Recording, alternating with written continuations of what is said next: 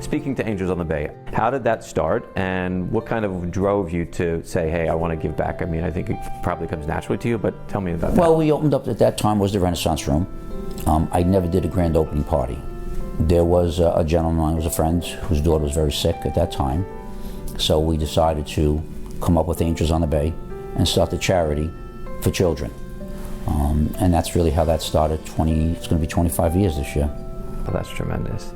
And so I would imagine countless thousands, tens of thousands of dollars through the years that have gone to help children and families in need. Is that what? Yeah, I think this year we're going to break the $4 million mark. Wow. That we've given out to the hospitals. It's strictly pediatric and for children. That's where we keep it. We buy the equipment, so we don't just give a check. So we'll go to a hospital. They'll present something to us. We'll agree upon it and buy that piece of equipment for them. And that's what we'll be doing over the years. Maybe someday there'll be an Angels in the Bay wing of a facility.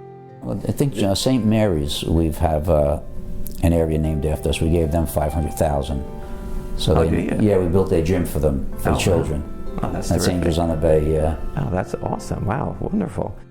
Speaking to Angels on the Bay, I know through the years you've raised millions of dollars. Tell me how Angels on the Bay is a little different in their approach with how they donate the funds. Well, again, I'm blessed with a good team. 99.9 of what is given to us is given out. There really is no overhead. So we're focusing on that, keeping the overhead very, very low. But any hospital that we do business with, it's not just handing a check. It's actually buying a piece of equipment or buying something that's tangible that we can see. So it's not just going through the general fund.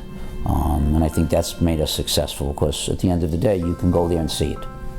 So what are a couple of the things, I know you had mentioned the gym, or like a few of the things that come to mind that you guys were able to purchase and donate for some local hospitals? Hospital beds, monitors, certain equipment for little children for breathing. So all these pieces of equipment that come up are very, very costly, that we're able to name after Angels on there and buy that piece of equipment for the hospital. And then a gym for? That was for St. Mary's, yes. There's special types of equipment for the children in St. Mary's. It's a very unique hospital, St. Mary's. It's in Bayside, and we were very strong with their gym.